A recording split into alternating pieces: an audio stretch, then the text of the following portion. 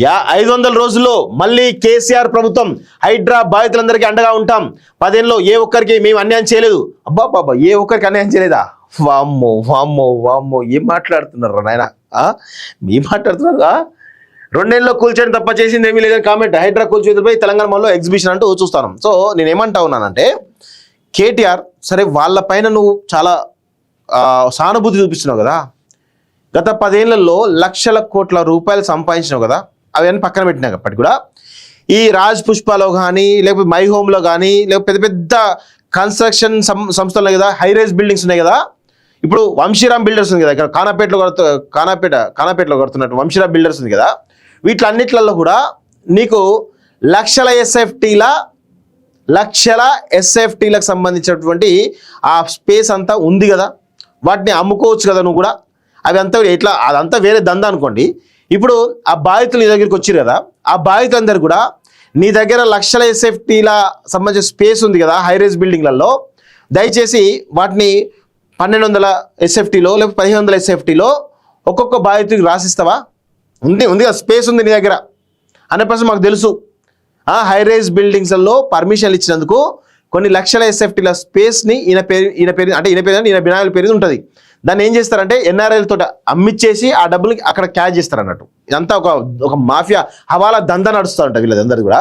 So ఇప్పుడు even కానాపేట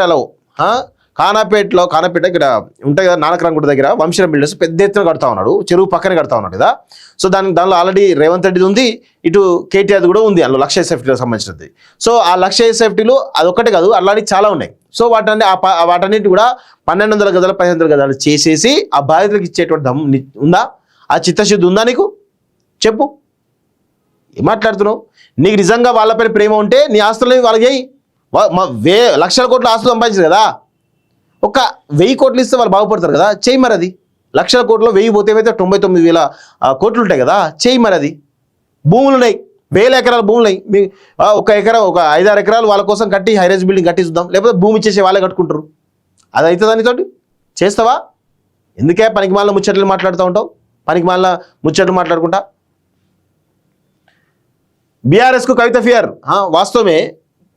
సొంత చెల్లెనే road పైన పడితే పట్టించుకోలేదు, నువ్వు వాళ్ళ పైన ముసలి కన్నీరు గారుస్తావు నువ్వు. ఆ బాధితుల పైన సొంత చెల్లె జీవితాన్ని, వాళ్ళ భర్త ఫోన్ కూడా ట్యాప్ చేసిన దొంగవు నువ్వు కదా, నువ్వు మాట్లాడుతున్నావు అనే. ఇంకేమంటాడు? 2 ఏళ్ళలో కూల్చేయడం తప్ప చేసి 10 ఏళ్ళలో ఏ ఒక్కరికి అన్యాయం చేయట. అబ్బా బాబా, ఏం మాట్లాడుతున్నావు? ఒక్కరికి అన్యాయం చేయట. చేసింది ప్రతి ఒక్కరికి ప్రతి ఒక్కరి దోచుకునేది మీరు కదా. తెలంగాణలో ఉన్నటువంటి ప్రతి 4 కోట్ల మంది ప్రజల రక్త మాంసాలను పిప్పి చేసిన దొంగలు మీరు కదా, మీరు మాట్లాడుతున్నారే. జూబ్లీస్ బైపోల్ వేళ గులాబీపాట్లో టెన్షన్ హాట్ టాపిక్ గా మారిన ఇష్యూ. అస్త్రంగా మార్చుకున్నట్టు కాంగ్రెస్. సొంత చెల్లెకే అన్యాయం చేసినాడు, పక్కింటి ఆడబిడ్డకు ఏం న్యాయం చేస్తాడు అంటూ నిలదీతులు. ఆన్సర్ చేయలేక కేటీఆర్ తిప్పలు.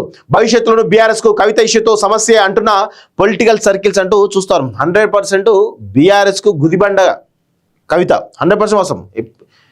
ఆమె చేసే ప్రతి ప్రయత్నం కూడా బీఆర్ఎస్కు అడ్డంకిగానే ఉంటుంది. వీళ్ళు చేసినట్టు పాపాలన్నిటి కూడా ఒక్కొక్కటి చెప్పాలి. ఇంకా చాలా ఉన్నాయి ఆమె దగ్గర, ఆమె ఎందుకో బయట చెప్పలేకపోతుంది.